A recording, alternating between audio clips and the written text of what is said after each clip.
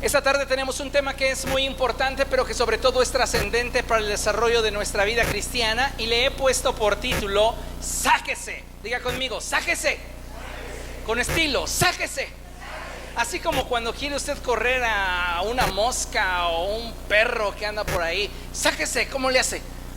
Sáquese. Si tenga esa palabra bien presente, porque la vamos a utilizar a lo largo del resto de nuestra vida. Déjeme decirle que hoy vivimos en un tiempo muy especial en la historia, y más allá que por cualquier otro motivo, considero que los tiempos de definición, diga conmigo: tiempos de definición, son los más importantes en la vida de una persona. ¿Qué es un tiempo de definición? Bien, pues un tiempo de definición es un periodo en nuestra vida en el cual, como la definición lo dice, nos definimos respecto de aquello que queremos, y no te puedes definir respecto de algo si no te comprometes con ello. Así que los tiempos de definición nos ayudan a determinar en qué dirección vamos a invertir nuestra vida y en qué dirección vamos a esforzarnos y a trabajar a fin de alcanzar aquello que nuestro corazón desea.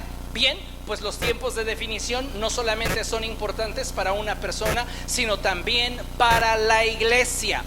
El punto es que considero que como iglesia estamos atravesando por un periodo de definición en el cual el cuerpo de Cristo debe aprender a vivir y mantener su libertad en medio de la adversidad y la oposición. Tenemos que aprender a vivir y mantener nuestra libertad.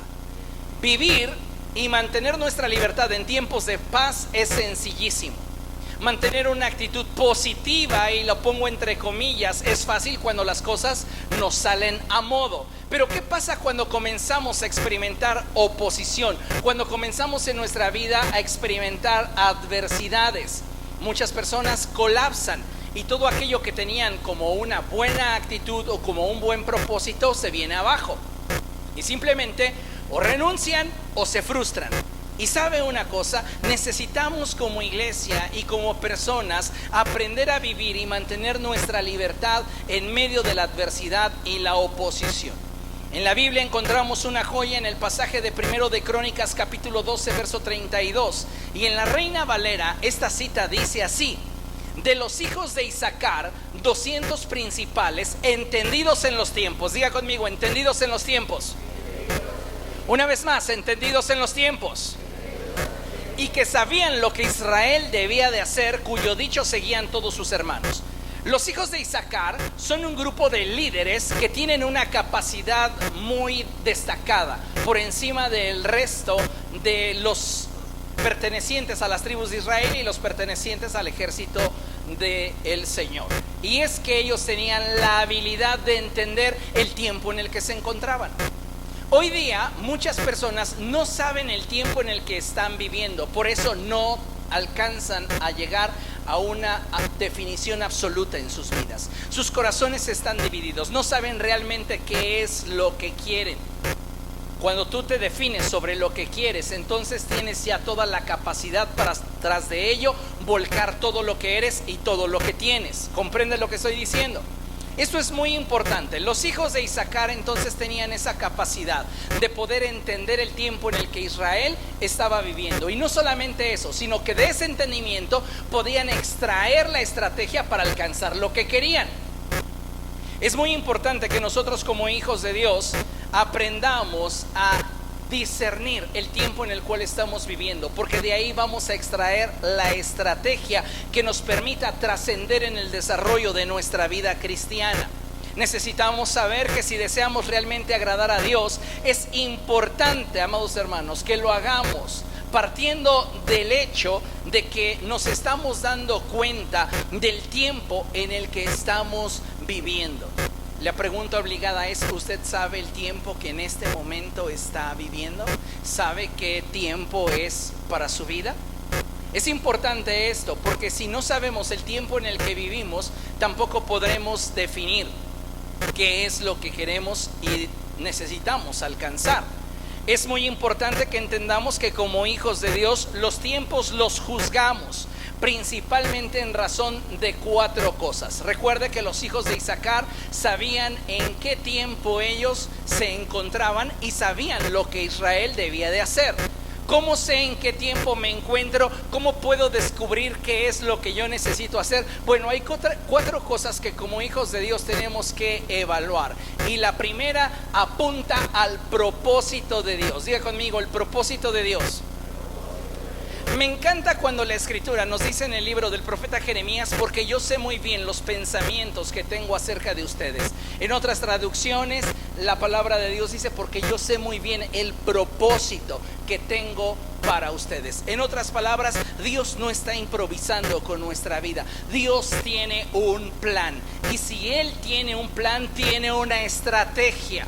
Entonces mi vida no la debo de examinar simplemente a la luz de lo que yo quiero y deseo alcanzar, sino que debo de verla y visualizarme en razón de lo que Dios me ha revelado al corazón que quiere conmigo, porque todas las cosas ayudan a bien a los que aman a Dios. En otras palabras, si yo estoy enfrentando entonces un periodo de dificultad, en lugar de pensar que Dios tiene un despropósito para mí o que las circunstancias simplemente me van a destruir, yo debo de voltear al cielo y acordarme que Él tiene un propósito para mi vida.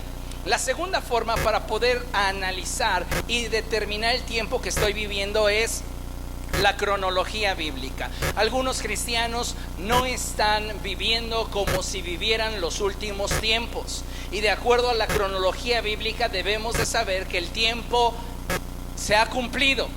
Jesucristo no tarda en venir por su iglesia. La pregunta es si nosotros estamos preparados o no. Una iglesia que no está preparada es una iglesia que teme, no ha sido perfeccionada en el amor. Pero cuando somos perfeccionados en el amor, entonces el temor ya no está presente en nuestra vida y aguardamos la venida de Cristo con gozo, con alegría. Le pregunto, ¿cuál es su actitud cuando hablamos de la segunda venida de Cristo? ¿Cuánto gozo? La realidad es que muchas veces no estamos preparados y necesitamos prepararnos. ¿Por qué? Porque el tiempo ya es. El tiempo del cumplimiento profético ya está a las puertas.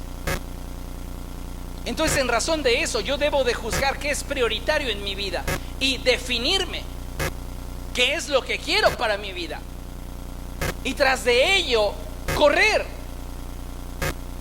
También otra forma de poder descubrir y poder discernir en qué etapa y en qué tiempo estoy viviendo es darme cuenta del ambiente en el cual se está desarrollando la humanidad. Y déjeme decirle que el ambiente en el cual hoy la humanidad se está desarrollando es un ambiente muy peligroso. La Escritura lo describe como un tiempo en el cual la maldad se incrementaría. Y no solamente eso, sino que el amor de muchos que en su momento profesaron darlo todo por Cristo se enfriaría.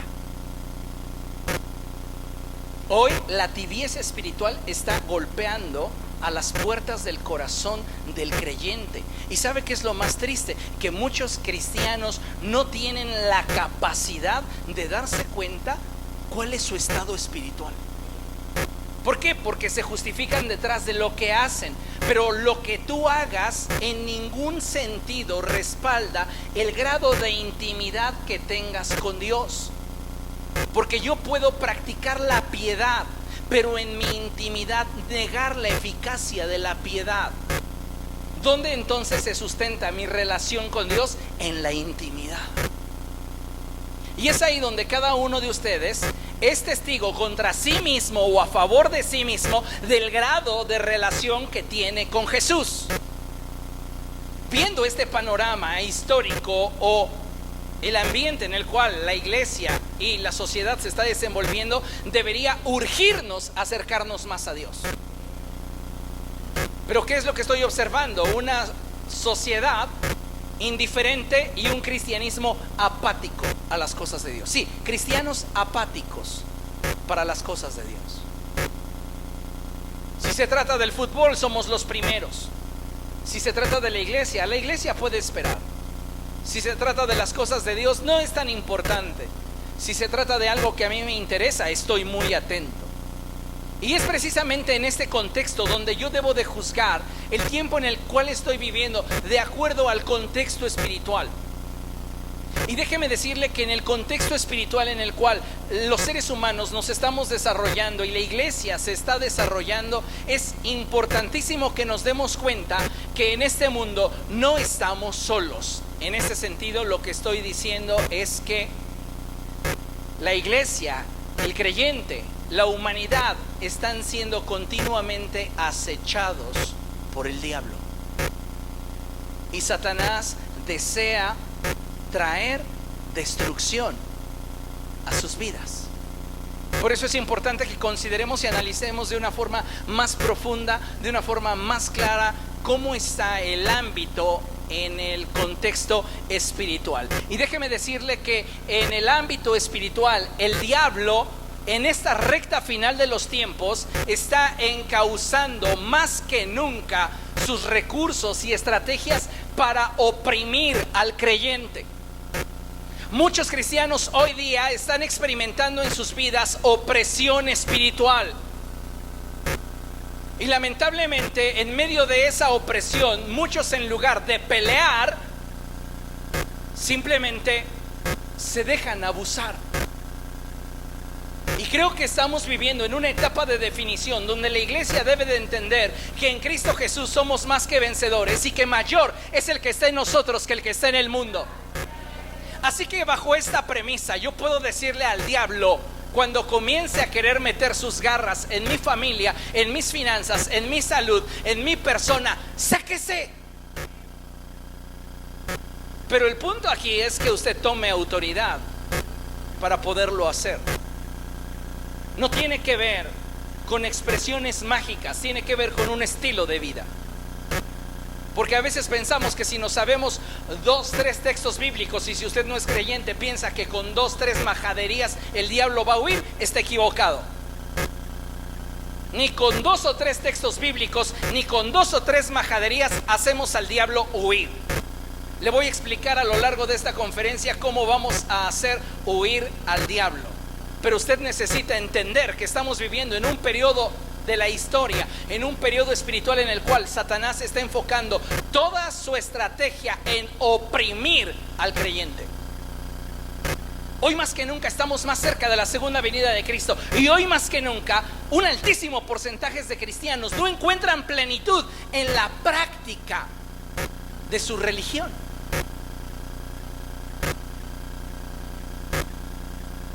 No hay plenitud. ¿Por qué? Porque no tienen una relación. Y hoy muchas personas están siendo oprimidas en su cuerpo.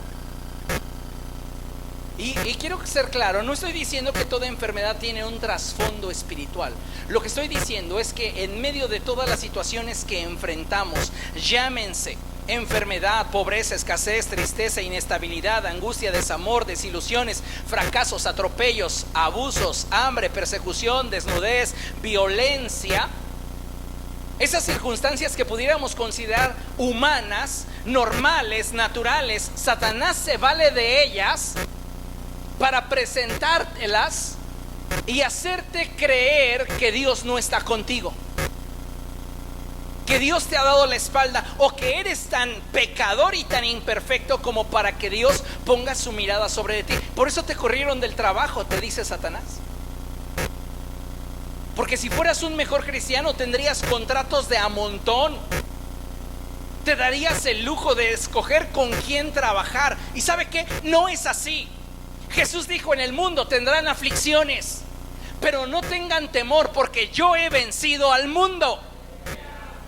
El punto aquí es que cuando un cristiano no está bien parado en Jesús, el diablo viene y toma sus circunstancias para tratar de oprimirle y esclavizarlo. Esa es la finalidad. Algunas veces no estamos pasando ni por inestabilidad, ni tristeza, ni pobreza, ni desnudez, ni persecución, pero muchos de nosotros caminamos con una identidad fracturada. ¿Sabe por qué? Porque Satanás nos ha restregado en la cara que Dios no responde nuestras oraciones. Entonces caminamos por la vida con una autoestima espiritual por los suelos. Nos sentimos algo así como el patito feo de la iglesia, porque Dios a todos les responde, a todos les contesta, pero yo llevo mucho tiempo orando por esto y Dios no me responde. ¿Sabe? Respecto de esto me gustaría simplemente aclarar que es tan importante saber lo que Dios dice como importante es prestar atención a lo que Dios no dice. Pero para poder descubrir qué dice Dios en lo que no está diciendo, necesitas conocerle. Solamente cuando tú conoces a una persona y has logrado un grado de intimidad, un grado de compenetración y conocimiento profundo, es que incluso con lo que no te dice mucho. El problema es que muchos de nosotros estamos pidiéndole a Dios, no oímos su respuesta y el silencio nos parece traicionero. No es que de seguro a mí no me quiere contestar, no es que de seguro yo no soy tan buen cristiano como para que Él incline su oído para escuchar mi oración. No, ya sé, Dios, que yo soy el último de tus hijos y que a mí no me vas a responder. Y atravesamos por esa clase de cuestionamientos cuando en realidad muchas veces Dios ya nos respondió a través del silencio. Pero solamente al profundizar en una relación con Él es que vamos a poder descubrir cuál es la intención del corazón de Dios detrás de su silencio. Necesitamos darnos cuenta que en el ámbito espiritual que estamos viviendo, Satanás más que nunca va a buscar robar, matar y destruir a los hijos de Dios. La palabra de Dios lo describe a él como un asesino desde el principio. Satanás quiere robarte tu paz, Satanás quiere destruir tu destino, Satanás quiere matar toda espiritualidad en ti.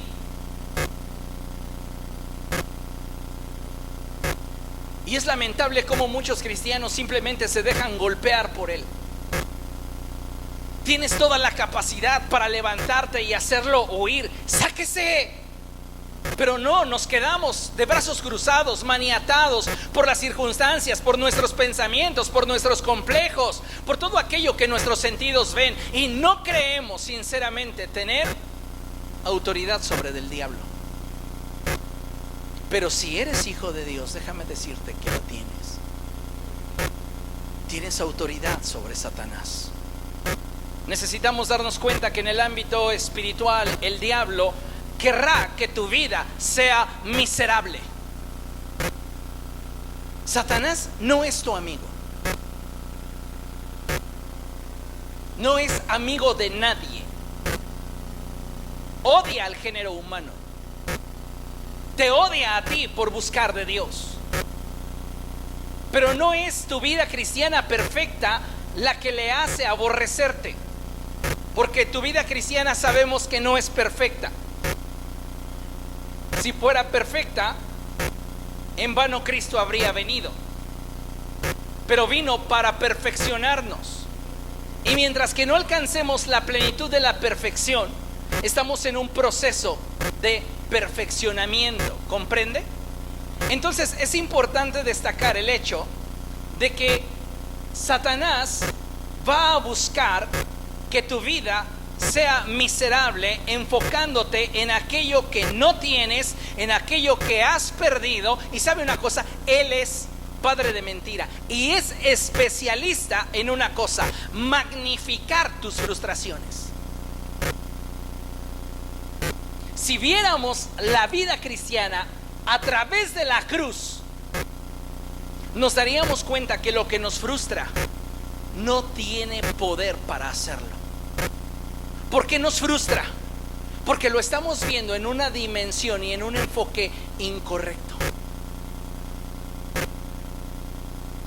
Todas las personas que se han enamorado en algún momento son testigos de que se enamoraron y dejaron como que por arte de magia de ver los defectos de la persona de la que se enamoraron. Todo el mundo los veía, menos nosotros. Y al paso del tiempo, cuando Tal vez la convicción disminuyó, el enamoramiento cesó. La gente comenzó a darse cuenta, pues sí era cierto lo que decían. Pues como que sí. Cuando venimos a Cristo, nos enamoramos de Jesús. Y aunque la gente hablaba pestes de la iglesia, estábamos ahí. Porque amábamos a Jesús. Mi mirada estaba puesta en Jesús. Pero cuando mi mirada la quité de Jesús, comencé a ver los errores que todos promulgaban. Y eso lastimó mi corazón y me apartó del Señor. ¿Qué pasó ahí? Perdí mi comunión con Cristo. Nadie que camine mirando hacia la cruz puede mirar el defecto de su prójimo. Puedes ver el defecto de tu prójimo porque has dejado de mirar la cruz.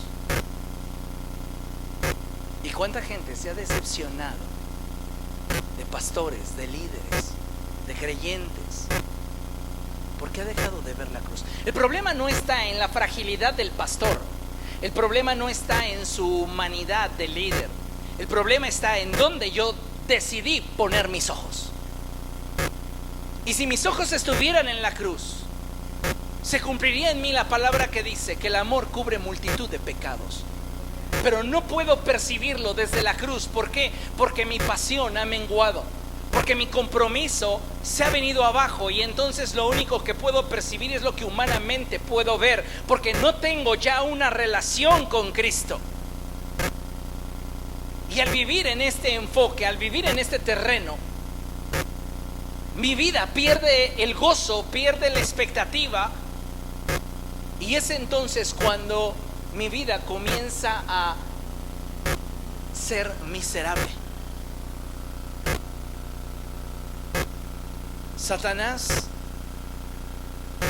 magnificará tus frustraciones y comenzará a sembrar en ti pensamientos y emociones no sanas. ¿Cuál es mi responsabilidad como hijo de Dios? Ponerle un límite a mis pensamientos y gobernar mis emociones. Ninguno de nosotros puede controlar lo que con sus sentidos percibe. Tú puedes ver a otro hermano tuyo en la fe cometer pecado, pero cómo reacciones ante sus fallas, sí lo puedes controlar. Puedo ponerle un límite a mis pensamientos y gobernar sobre mis emociones para mantener una correcta actitud y mantenerme enfocado en Cristo. O puedo escandalizarme y comenzar a juzgar la astilla que está en el ojo de mi hermano cuando no reparo en la viga que hay en el mío. Entonces necesito entender que Satanás va a querer hacer de mi vida algo miserable. Quiere que mi existencia sea miserable. ¿Por qué? Porque me odia. No porque sea un excelente cristiano. Me odia simplemente por el hecho de que Dios me creó a imagen y semejanza suya y colocó al hombre como corona de la creación.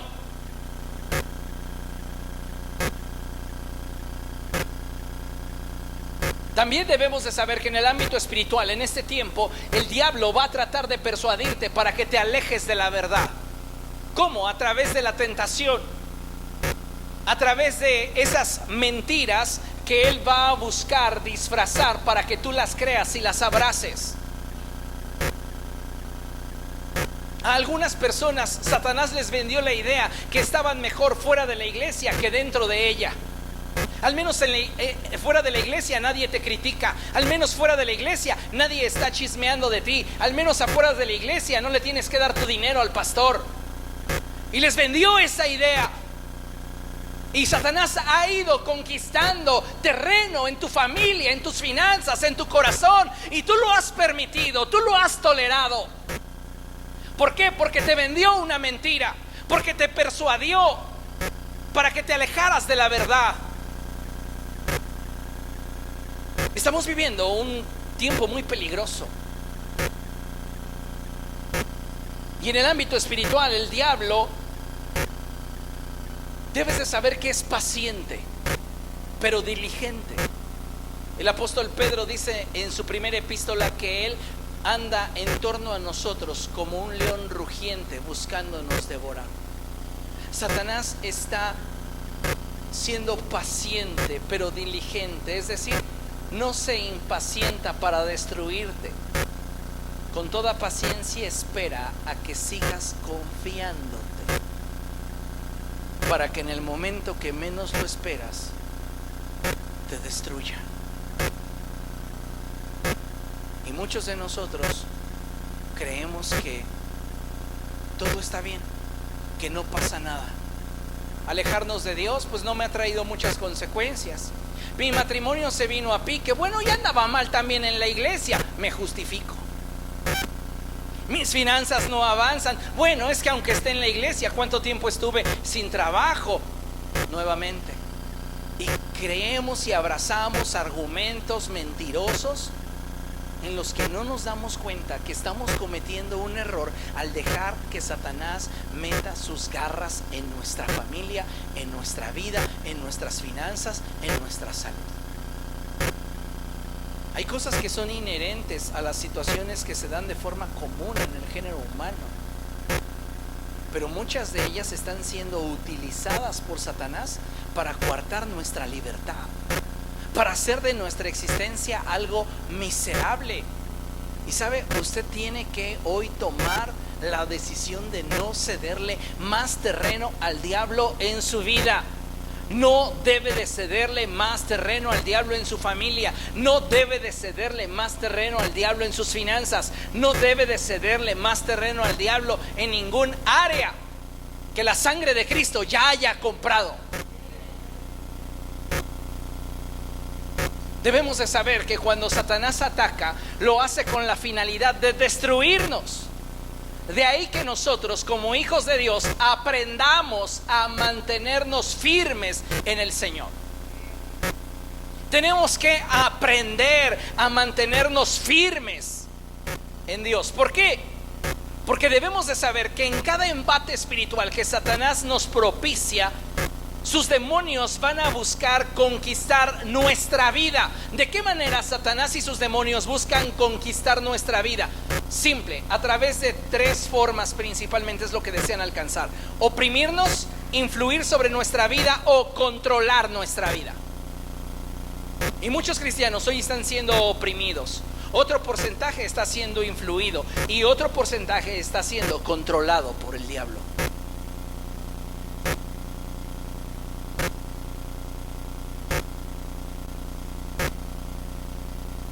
Necesitamos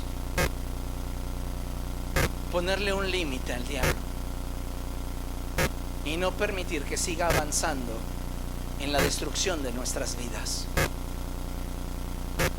La Biblia dice que nosotros no tenemos lucha contra carne ni sangre, sino contra principados y potestades. En otras palabras, el cristiano debe de dejar de andarse peleando con sus semejantes y enfocarse. Diga conmigo, enfocarse. Una vez más, enfocarse. Tenemos que enfocarnos, amados hermanos, en la batalla que tenemos frente a nuestros ojos. Estamos en medio de una batalla y no podemos tener y no debemos mantener una posición neutral. Algunos creyentes piensan que no metiéndose con el diablo, él no se va a meter con ustedes. Están equivocados. El diablo no les ama. Tú no le simpatizas al diablo, déjame decírtelo. No le simpatizas. Te odia. Sí, y aunque te vea con tu cigarro y aunque te vea con tu cerveza, te odia. ¿Por qué? Por el simple hecho de que ve sobre de ti un propósito que no has permitido que se cumpla, pero que Dios ya dictó para tu vida. Y qué terrible es cuando nosotros como hijos de Dios, por falta de definirnos, no estamos permitiéndole a Dios hacer su obra en nuestra vida. En el libro de Josué, capítulo 5, verso 13, vaya allá. Encontramos a Josué experimentando una teofanía. Una teofanía es una manifestación de Jesucristo antes de que Él hubiera sido encarnado en el vientre de la Virgen María. Josué capítulo 5 verso 13 dice la palabra del Señor: cierto día Josué, que acampaba cerca de Jericó, levantó la vista y vio a un hombre de pie frente a él, espada en mano. Josué se le acercó y le preguntó: ¿es usted de los nuestros o del enemigo? Entonces le respondió: de ninguno. Me presento ante ti como comandante del ejército del Señor. Entonces Josué se postró rostro en tierra y le preguntó: ¿qué órdenes trae usted, mi señor, para este siervo suyo? Note aquí algo bien interesante. ¿Qué tiempo está viviendo Josué en este momento? Un tiempo de guerra. Josué sabe que para poder avanzar en el propósito que deseas necesitas definirte. No puedes avanzar con un corazón dividido. Necesitas definir dónde vas a entregar tu capacidad y en quién vas a depositar tu fuerza, tu vigor, todo lo que hay en ti. ¿Comprende esto? Josué lo sabía. Y Josué sabía que una persona que no se ha definido no puede avanzar. Por eso cuando se le presenta el ángel del Señor, él tiene que cuestionarlo: ¿eres de los nuestros o eres del enemigo? Y el ángel del Señor, es decir, la teofanía de Cristo, le responde: pues ni soy tuyo ni de los enemigos. Yo me presento ante ti como el comandante supremo del ejército del Señor. Quien se tiene que definir eres tú. Hay una predicación que compartí hace ya muchos años y titulé, pídala en librería, le va a encantar: ¿de qué lado estás? Y en esa conferencia hablo sobre este pasaje en la que Josué sabe que tiene que definirse si él modifica su actitud y se adhiere o se pone en acuerdo con Cristo o sigue solo.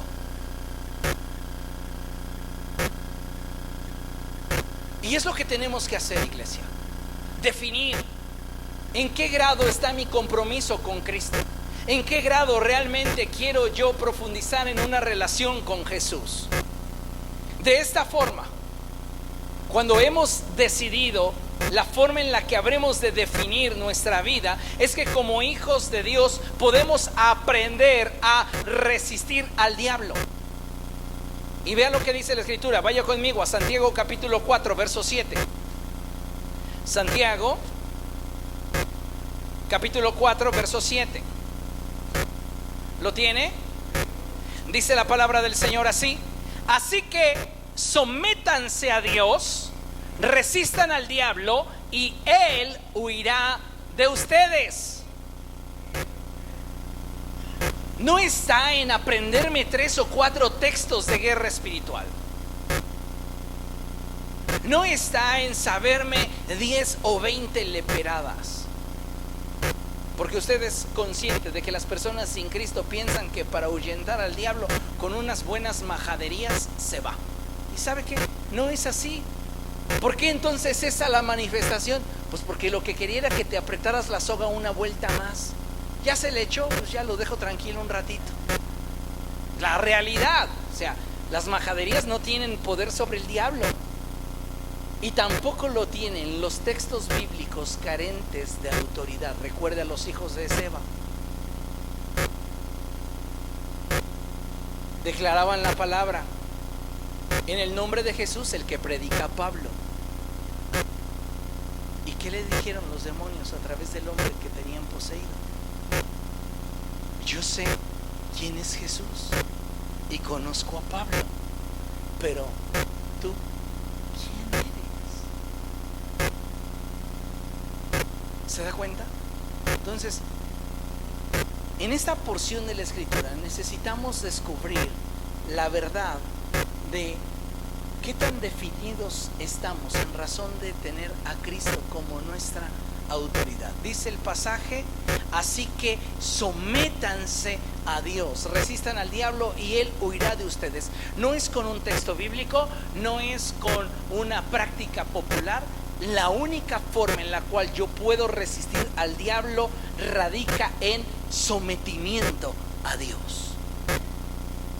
Porque cuando tú te sometes a Dios, entonces de Dios eres revestido, puedes resistir a Satanás, y él, al verse derrotado por la sangre y el espíritu que hay en ti, no tiene otra opción sino irse, huir. Y es ahí donde nosotros tenemos autoridad para decirle: sáquese. Estás metiendo tus garras en mis finanzas, estás metiendo tus garras en mi familia, sáquese.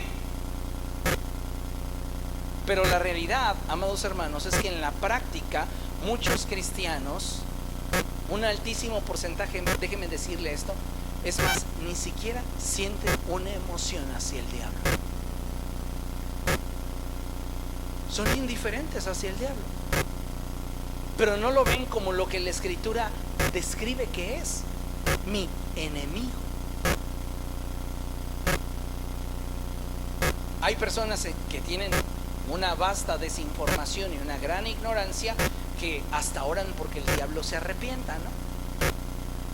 Ay, que se arrepienta, Señor. No, Jesucristo vino para redimirnos a nosotros, pero el diablo ya ha sido juzgado y sabe que le queda poco tiempo. Por ese motivo es que él va a buscar oprimirte y hacer de tu existencia algo miserable, esclavizándote y seduciéndote para que te alejes de la verdad. Mucha gente piensa que su estadía en el infierno va a ser padrísima. ¿Cómo no lo pintan en el mundo? No, pues en el infierno yo voy a estar con mis cuates, bebiendo cervezas, escuchando reggaetón, si le gusta el reggaetón, si no las norteñas, si no la salsa, con muchachas en bikini en todos lados. Déjese de cosas. No, el infierno no va a ser así. Se lo describo en dos formas muy sencillas. La primera: el infierno es el lugar de completa y absoluta soledad. A veces llegamos a ver en películas, ¿verdad?, de corte cristiano, la película del infierno, como en el infierno todos se golpeaban unos a otros y se perseguían. Por allá va Judas y otro dice: a mí me robó mi topper, la voy a matar. Y así la gente se andaba persiguiendo, ¿verdad?, por cosas que no valen la pena. Pero déjeme decirle que no, en el infierno usted no va a estar ni siquiera junto a la persona con la que pecaba. En el infierno usted va a estar completamente solo, aislado por la eternidad. ¿Y qué va a sentir? La ira del Dios Santo. Porque es lo que se experimenta en el infierno. No está el diablo con su trinche picándole, porque en el infierno Satanás no gobierna. ¿Quién le dijo a usted que el diablo tiene potestad en el infierno, cuando la Escritura dice que el infierno fue creado para Satanás y sus ángeles? Pues que Jesús les creó un spa. Váyanse del cielo, les regalo un spa. Ay, aquí entre las llamas estamos felices. O sea, hello, no. Satanás en el infierno no está contento, ni sus demonios que están allí en prisiones de oscuridad. Es un lugar de tormento diseñado para el diablo y sus ángeles. Eso dice la Escritura. Imagínese el nivel de horror que representa para un ser humano. Y estará ahí la persona que no se defina por Cristo y muere en sus pecados por el resto de la eternidad, solo y experimentando la ira del Dios Santo. Recuerde que la Escritura dice que la ira de Dios se revela contra toda impiedad de los hombres. Así que si tenemos vida, tenemos oportunidad. Y es importante que usted lo sepa, porque si nosotros nos sometemos a Dios, haremos oír al diablo. Amén. Necesitamos entender entonces que Satanás va a buscar destruirnos y cautivarnos a fin de que pueda esclavizarnos. Ahora, considere algunas formas en las cuales el cristiano puede resistir al diablo. La base está en someterse a Dios. Dice la Escritura: sométanse a Dios y resistan al diablo y él huirá de ustedes. Pero ¿cómo puedo entender resistir al diablo y someterme a Dios en una forma más amplia? Bueno, rápidamente, estos 6 puntos. El primero, tienes que decidir huir de la tentación. ¿Qué es tentación para ti? Aquello que te provoca, solo aquello que te provoca. Lo que no te provoca no es tentación. Te puede gustar, pero no provocar. Hablamos de la tentación en términos de provocación. ¿Comprende? Entonces lo que tienes que hacer, el apóstol Pablo le escribe a Timoteo y le dice: huye de las pasiones de tu juventud. Aprende a establecer un límite para aquellas cosas que despiertan en ti deseos que te alejan de Dios. Ponles un límite. Y saben, muchos cristianos están jugando como si fuera aquel juego de niños que dice: jugaremos en el bosque, mientras el lobo no está. Lobo, ¿estás ahí? Le preguntas: diablo, ¿estás ahí? No, te estoy viendo desde bien lejos. Ah, bueno. Y seguimos y jugaremos en el bosque mientras que el diablo no está aquí. Diablo, ¿estás ahí? No, estoy ocupado haciendo caer a otro. Ah, bueno, yo voy a seguirle. Debemos de saber que en realidad, cuando pecamos, detrás de ello hubo un impulso que no logramos controlar o que no quisimos controlar, por la razón que usted quiera. Pero siempre el pecado trae consecuencias, si no visibles, invisibles, en la mente, en el corazón, pero siempre trae consecuencias. Por eso, si yo quiero resistir al diablo y que éste huya de mí, yo necesito huir primero de la tentación. 2, debo revestirme con la armadura de Dios, pero en el contexto escritural, en el contexto correcto de la interpretación bíblica. ¿Por qué le digo esto? Porque hay por ahí mucha desinformación de cómo nos revestimos de la armadura de Dios. Y hay personas que todas las mañanas recién se despiertan, entreabren los ojos, se sientan en su cama y empiezan a decir: me pongo el casco de la salvación y me pongo el yelmo, que es igual lo mismo, y la coraza de justicia, el cinturón de la verdad, y están acá ellos vistiéndose imaginariamente. Eso no es. Si usted lo hace, no sirve de nada que lo haga, porque no es el contexto de la escritura. El contexto escritural refiere a actitudes que debemos de tener hacia lo que Dios nos ha dado. En este sentido, el casco de la salvación o el yelmo de la salvación apunta a tener una mente renovada, la mente de Cristo. No vamos a poder enfrentar al diablo en el terreno de la batalla si no tenemos control sobre nuestros pensamientos. Cuando la escritura dice que nos pongamos el cinturón de la verdad, apunta directamente a que el centro y eje de nuestra vida sea la palabra de Dios. Por eso decimos que la palabra del Señor es nuestra máxima norma de fe y conducta, porque es la que sostiene nuestra vida. A eso apunta. En una ocasión escuché a una persona decir que cuando la escritura dice el apresto del evangelio en los pies, refería a tirar la Biblia y pisarla. Ya tengo el apresto del evangelio en los pies. No, no tiene nada que ver con eso. Tiene que ver con la disposición para poder presentar defensa del mensaje del evangelio en cualquier lugar donde nosotros vayamos. Amados hermanos, revestirnos de la armadura de Dios es revestirnos de Cristo. Y cada día debo de revestirme, no desvestirme. Revestirme de Él, llenarme más de Él. ¿Comprende lo que estoy diciendo? Necesito practicar el dominio propio y mantenerme firme en la fe. Esto implica no abandonar mis disciplinas espirituales, a decir, orar, leer la palabra de Dios, ayunar, congregarme y predicar. La repito: orar, leer la palabra de Dios, ayunar, congregarme y predicar. si no estamos considerando reforzar estas áreas en nuestra vida, no vamos a poder hacer frente al diablo. ¿Qué cristiano que no ora puede enfrentar al diablo? Y si Juanes ora más que tú en su canción de A Dios le pido, imagínese. No, pues no. Por eso estamos como estamos. El diablo nos tiene con el pie en el cuello y nosotros diciendo: Señor, sálvame. Dios no va a hacer por ti aquello para lo cual a ti ya te dio autoridad para hacer. Y Él te dice: pues levántate y córrelo, sáquese. Pero el cristiano sigue dejando que el diablo le ponga el pie en el cuello, porque no ora, porque no lee su Biblia, porque no ayuna, porque no se congrega, porque no predica. ¿Comprende? Entonces necesitamos practicar el dominio propio y mantenernos firmes en la fe. ¿Qué más necesito hacer? Bueno, pues debo de ocupar mi mente con cosas que son correctas.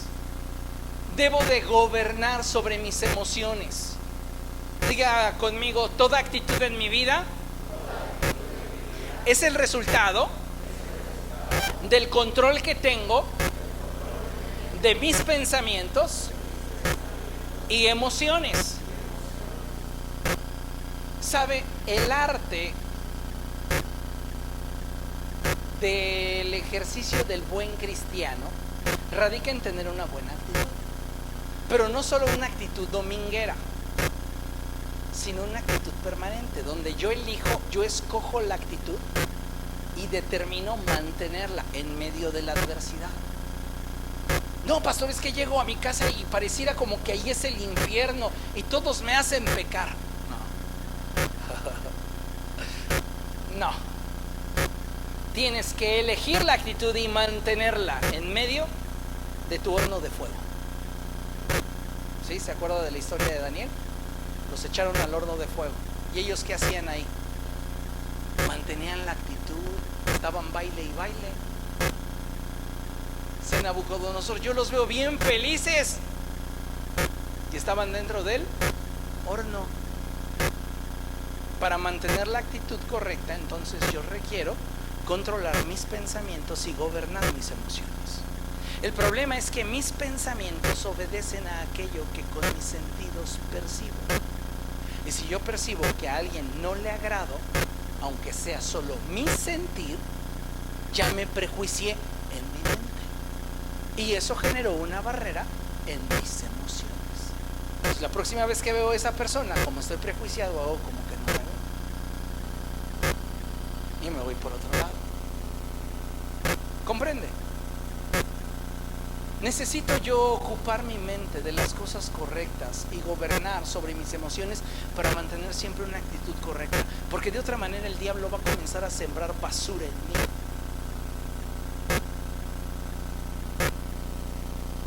Necesito predicar la verdad.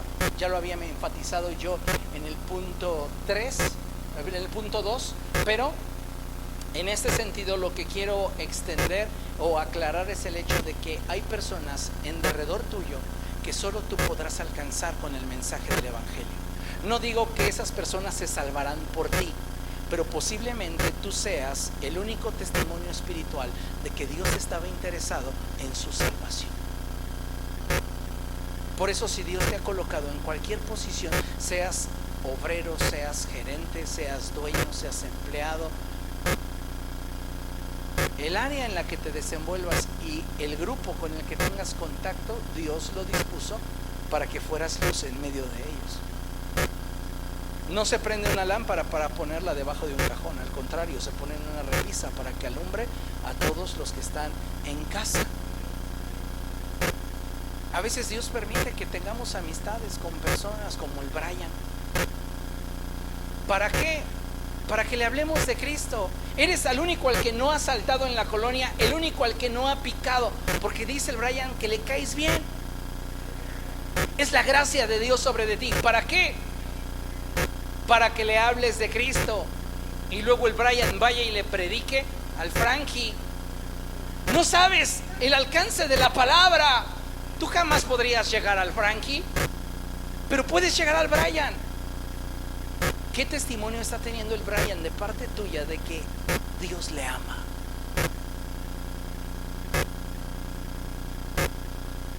Tal vez ese Brian está tipificado en tu compañero más adicto del trabajo. El que tú sabes que todos los fines de semana es alcohol y ya no es porque lo quiera.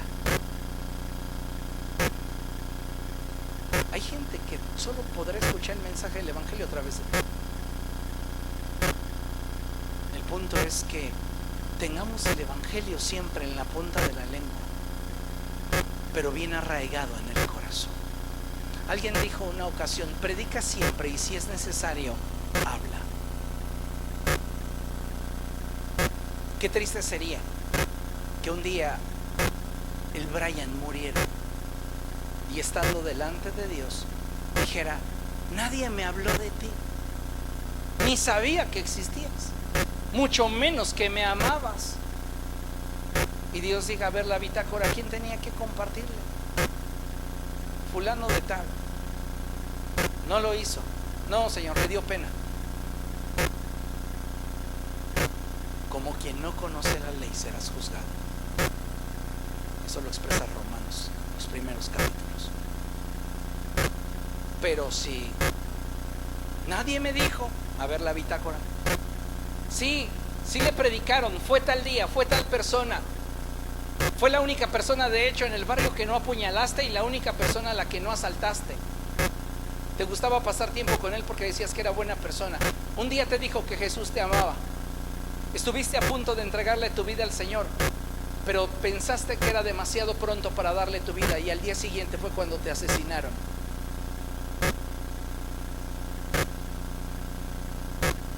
¿Qué preferimos? ¿Un mundo sin testimonio de que Jesús ama y salva? ¿O un mundo que está consciente que Jesús ama y salva?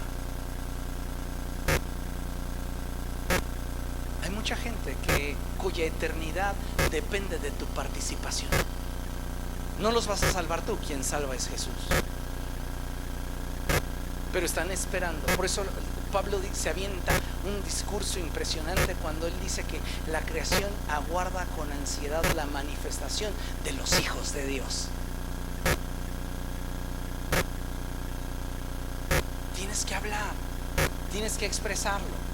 Y necesitas saber que para poder resistir al diablo, además de predicar, debes de mantenerte en unidad con el cuerpo de Cristo, que es la iglesia. Hablábamos sobre las disciplinas. Congregarse es vital, es importantísimo, porque tu fe se exponencializa cuando la compartes con otros. Recuerde lo que la Biblia dice: 1 hace huir a 1000, 2 a 10,000. Entonces necesitamos esto. Cuando tú resistes al diablo, él huye. Dios nos da la estrategia para resistirlo y esa estrategia nos protege y garantiza la victoria contra él y sus demonios, sin importar si sus ataques son continuos o estratégicos. Satanás te va a atacar de forma continua y de forma estratégica. Es decir, no va a dejar de estar golpeando tu vida de una o de otra manera. Va a estar constantemente atacándote, oprimiéndote, tratando de quebrantarte para esclavizarte. Y debes de saber que no lanza golpes al aire, lo hace con una estrategia. Vea lo que dice la palabra de Dios. Vamos a buscar Isaías 59:19, pero por favor en la Reina Valera versión 60. Isaías capítulo 59 verso 19 en la Reina Valera. Y vamos a leer la segunda sección del verso. Cuando lo tenga, glorifique al Señor. Y dice la palabra del Señor así: porque vendrá el enemigo como un río, mas el Espíritu del Señor levantará bandera contra él. El enemigo va a venir contra ti como un río, constantemente, no va a parar. va a estar aferrándose a tu destrucción. Pero ¿qué crees? Si tú estás sometido a Dios, podrás resistir al diablo y él huirá de delante de ti. En Deuteronomio capítulo 28, verso 7, vamos allá, Deuteronomio capítulo 28, verso 7, la palabra de Dios dice de la siguiente forma: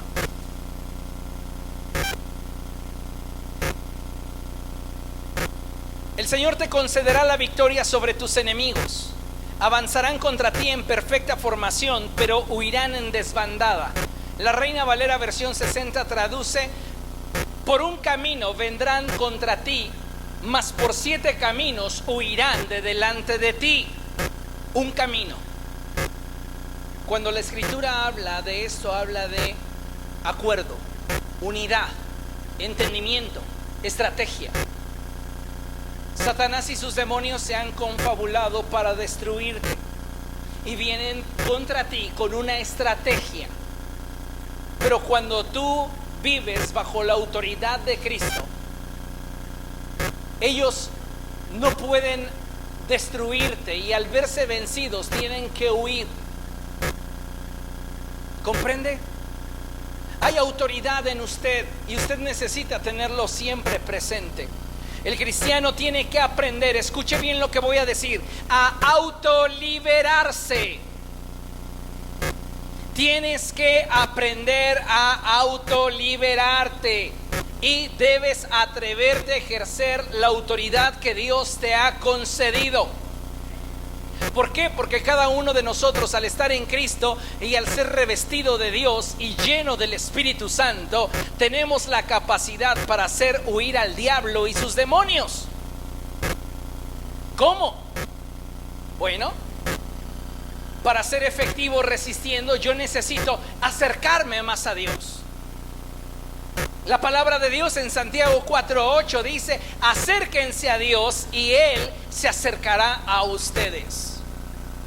Acerquémonos a Dios y Él se va a acercar a nosotros. Iglesia, hoy tienes que definir en qué lugar te encuentras, en qué punto de la vida percibes que estás, de acuerdo a los puntos que hemos estado viendo, y tienes que tomar una decisión respecto de lo que harás con Jesús.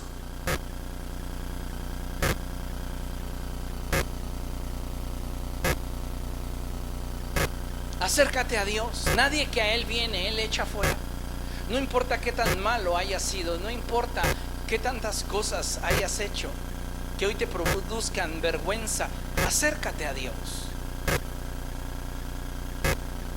Tienes que atreverte a confiar en la palabra que Dios te ha hablado.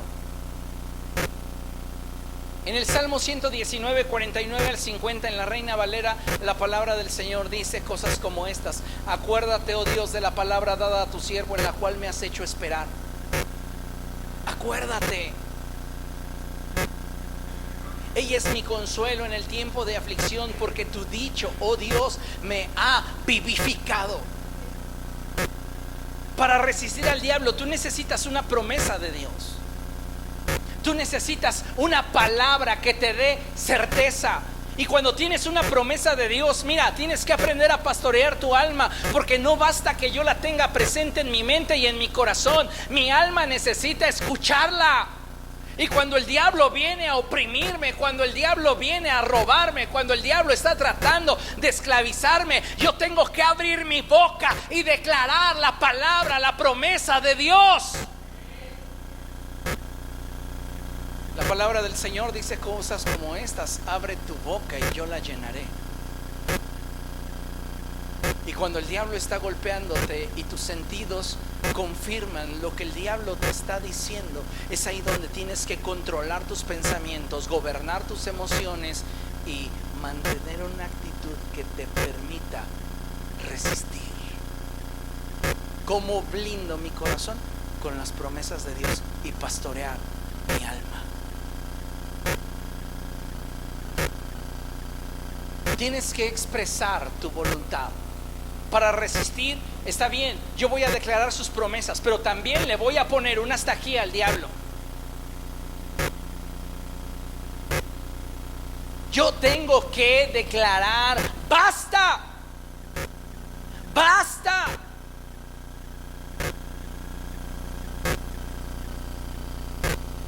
El diablo está destruyendo tu familia, el diablo está destruyendo tus finanzas, el diablo está destruyendo tu cuerpo, el diablo está robándote el gozo, la paz. Y nosotros dejados,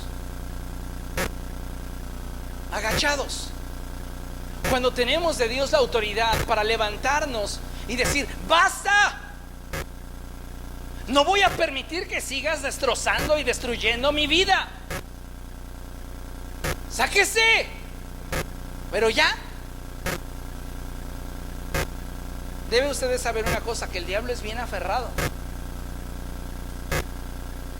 Y entonces el ejercicio de autoridad tiene que ser algo que se convierta en usted algo habitual.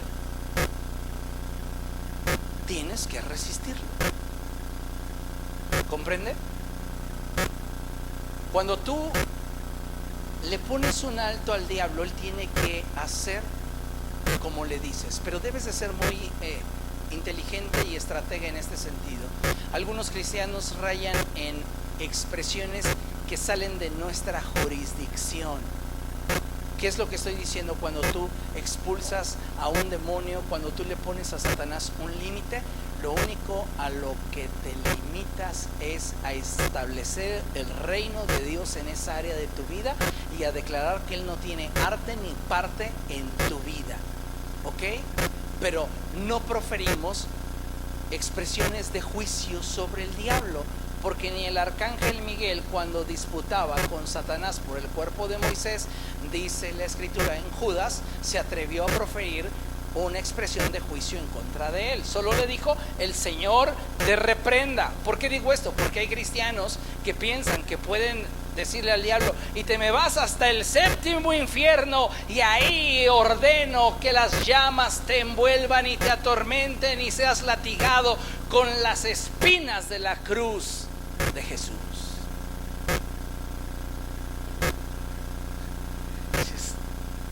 No, o sea, ya no nos corresponde a nosotros eso. Tú simplemente no dejes que te mosquee la vida. Y si el diablo te anda mosqueando la vida, sáquese. De eso sí tienes autoridad. Para eso sí te ha dado Dios poder. La palabra de Dios dice que nos ha dado poder y autoridad para hollar sobre toda fuerza del enemigo. Para eso se manifestó el Hijo de Dios, dice el apóstol Juan, para deshacer toda obra del diablo. Pero tienes que tomar tu posición sabiendo el contexto del tiempo en el cual estás viviendo y darte cuenta de qué es lo que Dios quiere para ti. Y cuando tú hayas proclamado tu victoria y veas la mano de Dios sobre de ti, da gracias. Da gracias. Porque entonces nos daremos cuenta que Dios está obrando en nuestra vida. Amén. ¿Cree esto?